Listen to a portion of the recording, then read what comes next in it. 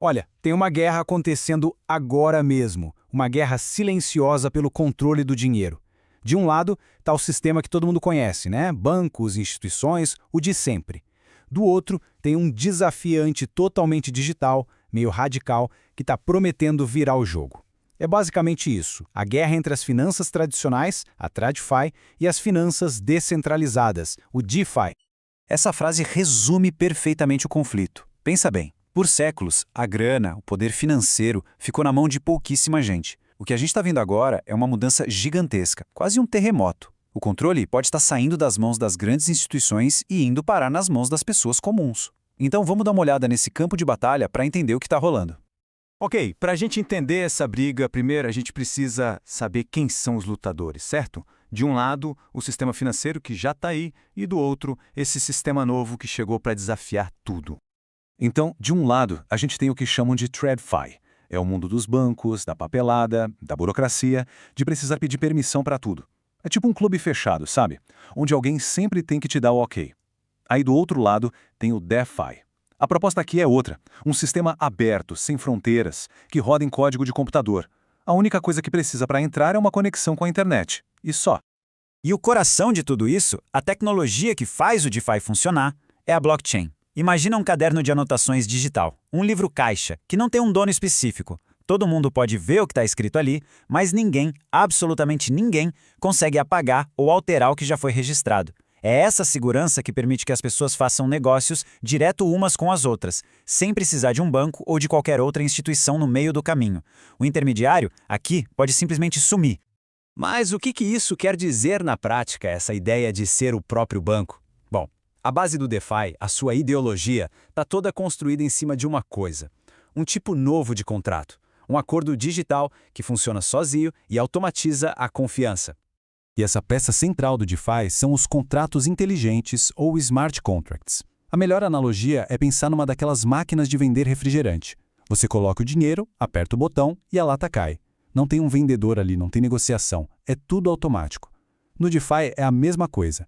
Em vez de um monte de papel, assinatura, gerente de banco, que pode levar dias, esses programas de computador executam o que foi combinado sozinhos. Se as regras forem cumpridas, a transação acontece. Ponto final. Simples assim. Vamos pegar um empréstimo, por exemplo, que é algo que todo mundo entende. No sistema tradicional, o processo é longo, né? Análise de crédito, espera, um monte de gente envolvida. No DeFi, a coisa muda de figura. A pessoa deposita um ativo digital como garantia e o contrato inteligente libera o dinheiro na hora, instantaneamente. O mais interessante é que o sistema não quer saber quem é a pessoa, qual o CPF dela, nada disso. A decisão é baseada 100% na matemática, na lógica fria do código. E é aqui que a ficha cai.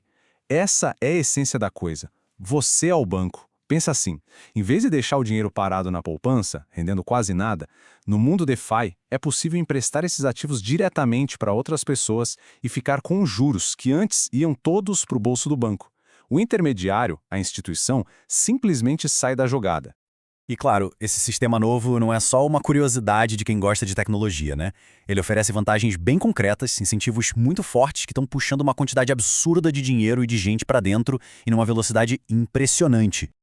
E vamos ser sinceros, um dos maiores atrativos do DeFi é a chance de ter retornos bem mais altos. Como a estrutura toda é muito mais simples, mais enxuta e não tem um monte de intermediário pegando uma parte do bolo, os juros pagos, empréstimos e outros produtos acabam sendo muito maiores do que no mercado tradicional. Essa diferença, às vezes gritante, que faz tanto dinheiro migrar para esse novo universo. Mas olha, não é só sobre o dinheiro, não.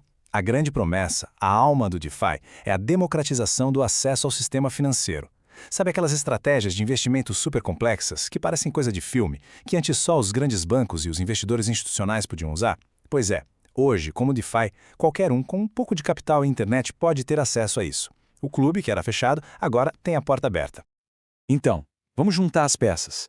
O que a gente tem é um sistema que qualquer um no mundo pode acessar, onde as pessoas têm controle total sobre o seu próprio dinheiro, onde tudo é transparente, registrado publicamente e os custos são muito, muito menores. Parece bom demais para ser verdade, né? Essa é a promessa, a utopia do DeFi. Mas, como tudo na vida, tem o outro lado da moeda. Pois é, essa promessa toda vem acompanhada de uma realidade bem perigosa. A gente sabe que retorno alto quase sempre significa risco alto. E o DeFi hoje é como o Velho Oeste, uma terra sem lei, cheia de oportunidades, claro, mas também cheia de bandidos e perigos escondidos em cada esquina. Navegar por esse mundo exige entender um monte de riscos novos e complexos. E o primeiro, talvez o mais básico de todos, está na própria fundação do DeFi: o código. Em vez de confiar em advogados, contratos de papel e reguladores, a confiança aqui é toda depositada em linhas de programação. A pergunta é: e se esse programa tiver um erro? É aí que entra o tal do risco de contrato inteligente. Um único bug, uma falha, uma brecha no código de um projeto pode ser o suficiente para um hacker entrar e levar tudo. E quando eu digo tudo, é tudo mesmo, com perda total e instantânea dos fundos. Já foram bilhões, com B, de dólares roubados de projetos assim. Isso mostra que confiar 100% no código pode ser uma aposta bem arriscada. Mas não são só os erros de código. Às vezes, o problema é a má-fé das pessoas mesmo. Existe um golpe muito comum chamado rug pull, que é literalmente puxada de tapete. Funciona assim: os criadores de um projeto fazem um marketing enorme, atraem um monte de investidores e quando juntam uma boa grana, eles simplesmente somem, desaparecem com todo o dinheiro, deixando para trás um monte de gente com tokens que não valem absolutamente nada. E olha, mesmo que o código seja perfeito e os desenvolvedores sejam super honestos, ainda existem riscos financeiros que são parte do jogo. Um deles é a tal da perda impermanente. É um conceito meio chatinho, mas a ideia básica é a seguinte: quem coloca dinheiro para fornecer liquidez para um protocolo pode, se os preços dos ativos variarem muito, acabar com menos dinheiro do que se tivesse simplesmente deixado esses ativos parados na carteira. É um risco do próprio modelo. E às vezes, todos esses riscos se juntam e o resultado é uma catástrofe. O colapso do ecossistema Terra/Luna em 2022 é o exemplo clássico disso. A gente está falando de um projeto de 40 bilhões de dólares construído em cima de uma moeda que deveria valer sempre $1, controlada por um algoritmo. Só que o algoritmo falhou, a confiança do mercado evaporou e o sistema inteiro entrou numa espiral da morte que destruiu o patrimônio de muita gente, literalmente da noite para o dia. Ok, diante de tanto risco, a pergunta que fica é: como navegar nesse mar cheio de tubarões? E é isso que nos traz ao nosso guia de sobrevivência, com algumas regras básicas para aumentar a segurança nesse ambiente. A primeira regra, e talvez a mais importante, é: faça sua própria pesquisa. Estude o projeto, quem está por trás, se o código foi auditado. Segundo, desconfie de promessas milagrosas. Rendimentos absurdamente altos costumam ser sinal de risco igualmente absurdo. Terceiro, use uma carteira de hardware, a famosa cold wallet, para guardar seus ativos offline, longe de hackers. Quarto, isso vale para tudo. Nunca invista mais do que se pode perder. E por último, sempre desconecte sua carteira dos aplicativos depois de usar. Seguir sua risca é fundamental. Não vai eliminar o risco porque isso é impossível, mas vai ajudar a gerenciá-lo. Pesquisa, desconfiança, segurança e bom senso são as melhores armas nesse velho oeste.